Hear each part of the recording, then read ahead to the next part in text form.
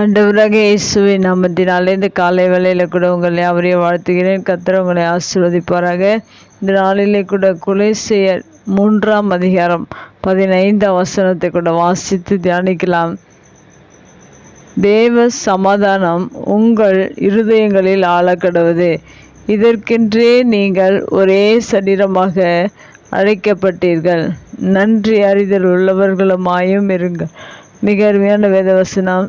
இந்த வேத வசனத்தில் கூட ஒரே சரீரமாக அழைக்கப்பட்டீர்கள் என்று சொல்லப்பட்டிருக்கு. மெய்யாகவே தேவனுடைய சரீரமாக தேவன் நம்மை அழைத்திருக்கிறார். அது மாத்திரமல்ல, தம்முடைய பிள்ளைகள் ஒவ்வொருவருக்கும் ஆண்டவர் தேவ சமாதானத்தை நம்முடைய இருதயத்தில் வைத்திருக்கிறார் என்று உலகத்தில் எல்லா மனிதர்களுக்கும் சமாதானத்தை இழந்து சமாதானமின்றி அநேக துன்பங்கள் வேதனையின் மத்தியில் வாழ்ந்து கொண்டிருக்கிறார்கள்.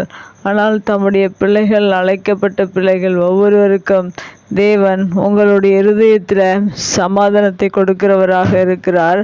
அதற்காக தான் நாம் அழைக்கப்பட்டிருக்கிறோம், சமாதானத்தை பெற்றுக்கொள்ளும்படியாக. இயேசு கிறிஸ்து பிறந்தபோது கூட சமாதானம் என்று இங்கே சொல்லப்பட்டிருக்கிறது. அதுபோல தேவன் உயிரோடு எழுந்து பரத்திற்கு சென்ற போதும் சமாதானத்தை கொடுத்துருக்கார். அதுபோல் நம்முடைய வாழ்க்கையில் எப்போதும் தேவன் நமக்கு சமாதானத்தை வைத்து போயிருக்கிறார். சமாதானத்தோடு தேவன் இந்த பூமியில் வந்தார். இந்த கொலோசியர் புஸ்தகத்தில் கூட தேவ சமாதான இருதயத்தில் ஆழக்கடவுது என்று சொல்லப்பட்டிருக்க. ஒவ்வொரு நாளும் சமாதானத்தையும் ஆசீர்வாதங்களையும் நன்மைகளையும் நமக்கு கொடுக்கிற தேவனாக இருக்கிற இப்படிப்பட்ட தேவனுக்கு நாம் அவருக்கு எண்ணத்தை கொடுக்க முடியும் என்றால் நன்றி அறிதல் உள்ளவர்களாயும் இருங்கள் என்று வேதவசனம் சொல்லுகிறது. சமாதானத்தை இந்த உலகத்தால் கொடுக்க முடியாது, பரிசுத்தத்தை கொடுக்க முடியாது என்று அநேக காரியங்களை கொடுக்க முடியாத அநேக நன்மைகளையும் ஆசீர்வாதங்களையும் நம்முடைய வாழ்க்கையில் நம்முடைய தேவன் கொடுக்கிறார். ஆனால் அதற்கு ஈடாக நாம் எதையும் செலுத்த முடியாது.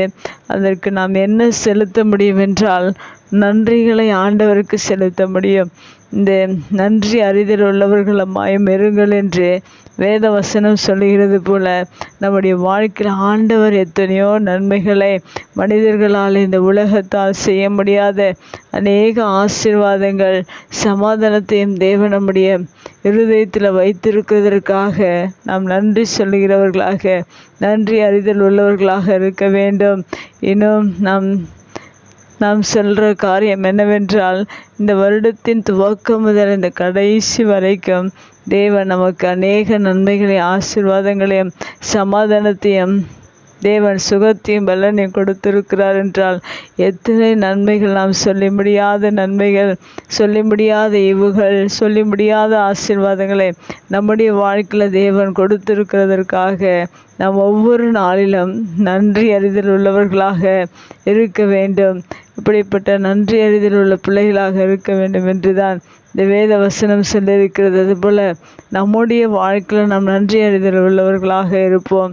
கண்களை முடிச்சு வைக்கலாம். எங்கள் அன்பு தகப்பனே, இந்த அருமையான வார்த்தைக்காக நன்றி செலுத்துகிறோம்.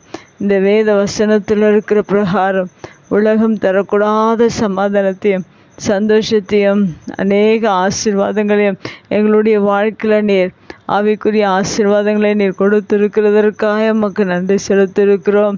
இதற்கு பிரதிபலனாக நாங்கள் எதையும் செலுத்த முடியாது.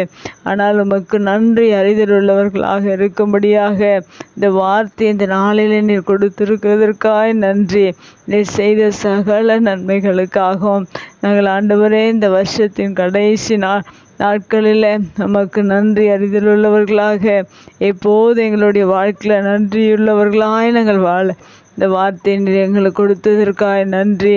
உடைய வார்த்தையை கேட்கிற ஒவ்வொரு உள்ளத்திலும் நீர் சமாதானத்தையும் ஆசீர்வாதங்களையும் நன்மைகளையும் நீர் கொடுத்து இருக்கிறதற்காக நன்றி.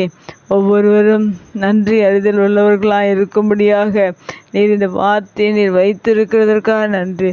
இந்த வசனத்தின் பிரகாரம் நாங்கள் ஒவ்வொருவரும் நன்றி அறிதல் உள்ளவர்களாக இருக்கும்படியாக நீர் செய்த கிருபைக்காக நன்றி செலுத்துகிறோம். தொடர்ந்து நீர் வழி நடத்துங்க, ஆசீர்வதிங்க. இயேசுவின் நாமத்தில் ஜெபங்கள் நல்ல பிதாவே, ஆமேன்.